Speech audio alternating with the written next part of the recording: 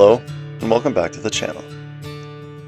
Back in late winter, early spring, we decided that this would be the year where we want to get some bees.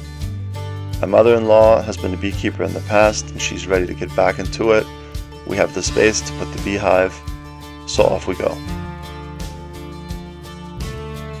We decide that we want to go with a so-called top bar design, which is different than the Langstroth hives that most people are used to, which are those styrofoam boxes. And I decide that I want to take on the project of building it myself. I invest $10 into some plans from Etsy because it's convenient to have a shopping list and final measurements already done.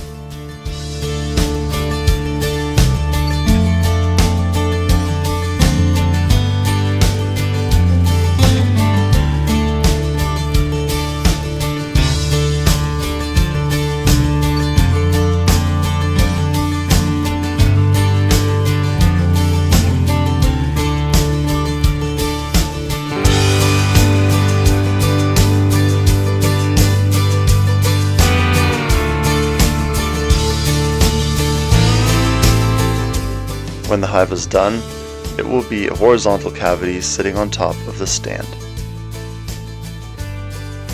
Next up is building the main cavity itself. I start by making the cuts for the front and back end boards.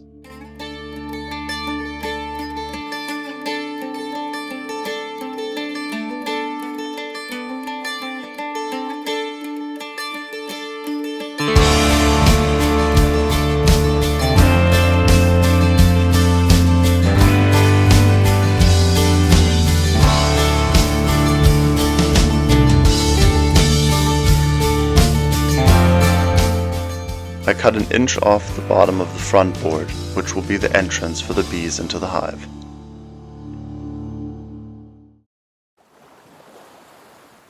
Unfortunately, the camera dies on me as I'm cutting the floor and the side pieces, so next is already assembly.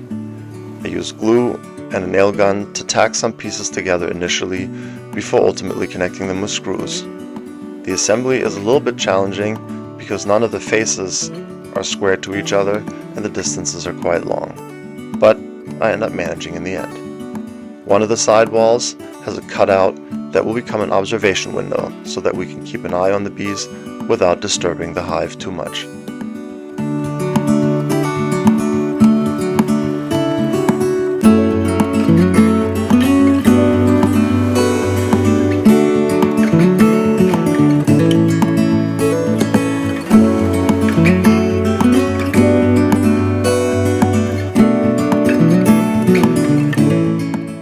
I also make the top bars themselves, which all have a groove on the underside in the long direction and then some grooves in the short direction on each side. It will make more sense once the assembly is done how this all fits together.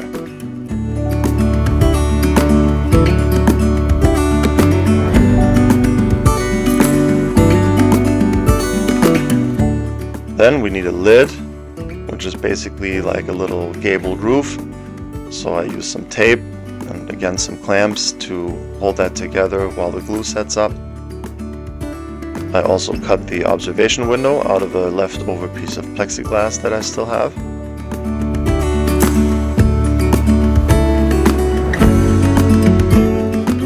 And I cut the final pieces to complete the assembly of the lid.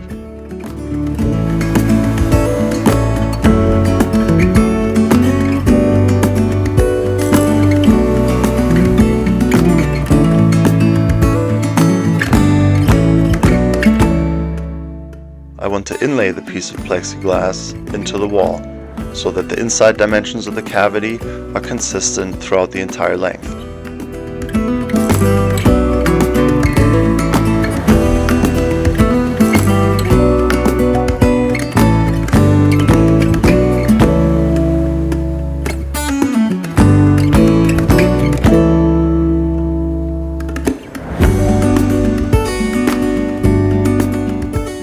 And after adding this last piece of strapping to the lid, I start with the router to make the inlay for the window.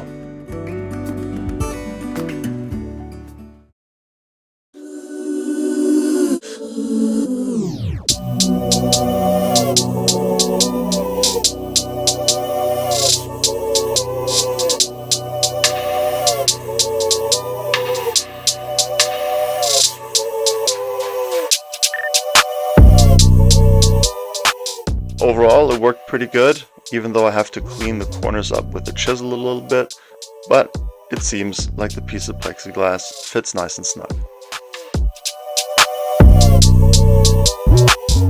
Because the lid for the window, which is just the piece that I cut out of the sidewall and saved, is now too thick, I make a little jig and take some of the thickness down in order to have it sit flush with the outside of the hive.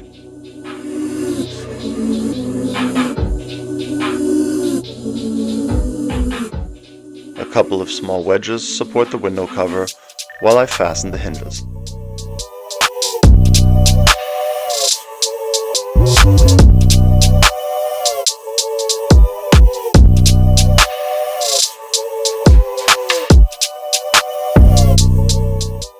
Then I still have to make a couple more specialty pieces, starting with the feeder. The feeder will be necessary in the beginning of the season after we just receive the bees, and will basically just be a mason jar that's filled with sugar water. I'm making a little stand so that the bees can have access to the sugar water and we can remove it easily from the hive.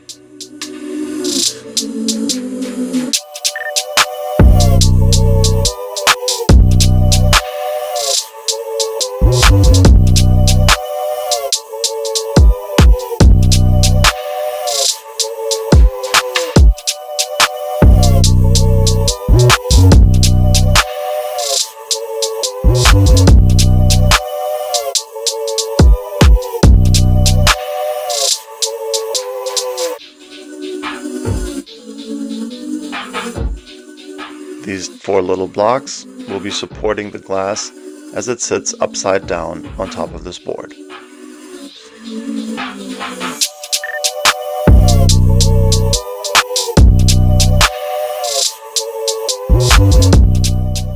The 1-inch gap is sufficient for the bees to get underneath it, and there's some small holes poked into the lid that allows them to access the sugar water.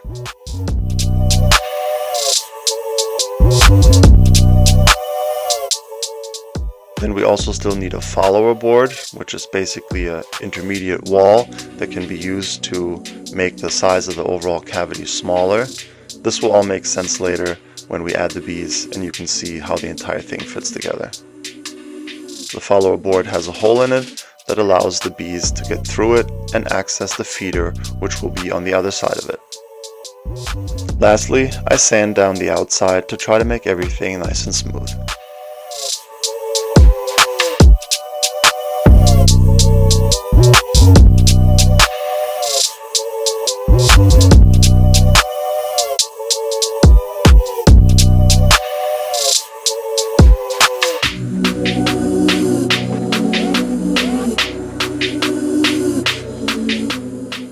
Hinges again also for the lid so that we don't have to lift it off every time that we want to open the hive. And then a wood protectant coat because it will be sitting outside throughout the year.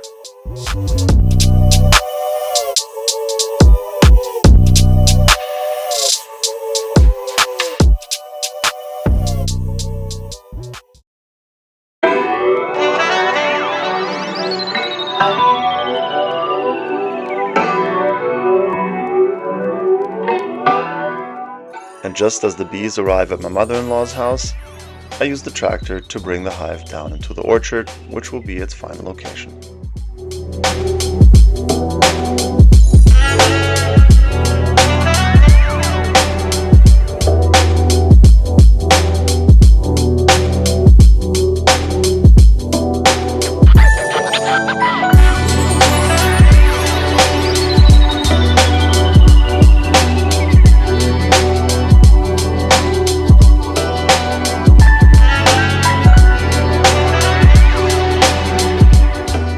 So now maybe the overall design makes a little bit more sense.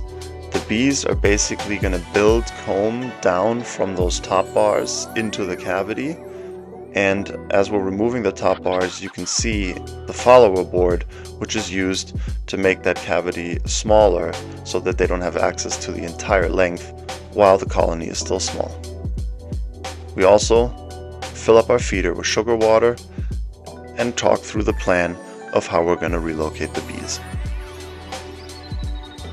4 of the top bars have popsicle sticks dipped in wax attached to the underside of them, which are supposed to help as a starting point to encourage the bees.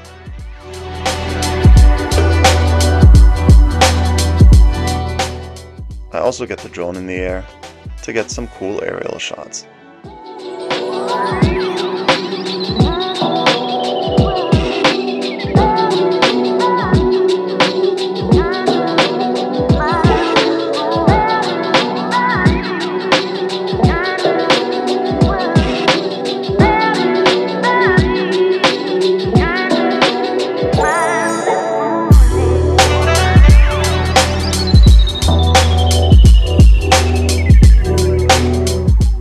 The rest of the family looks on from a safe distance. And as I'm taking this footage, I notice something crazy. The bees are actually starting to attack the drone. By the time I figure out what's going on, unfortunately quite a few bees have gotten hurt, and there's even some damage to the rotors.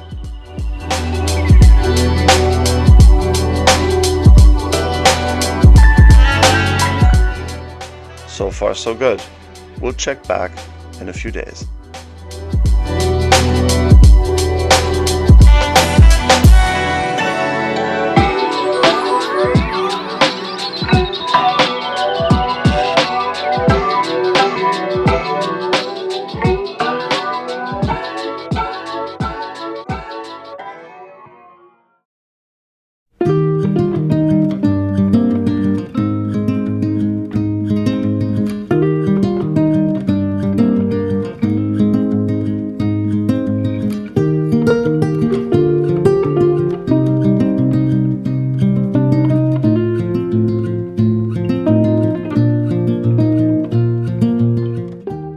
So far, things seem to be going well.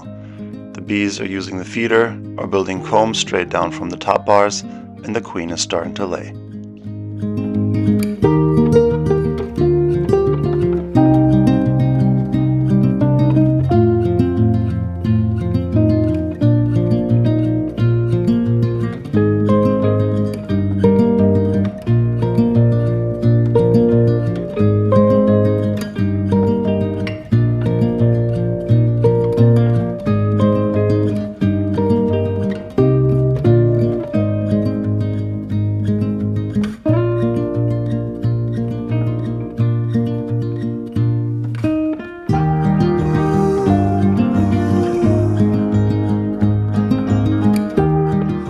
Thanks for watching. See you guys next time.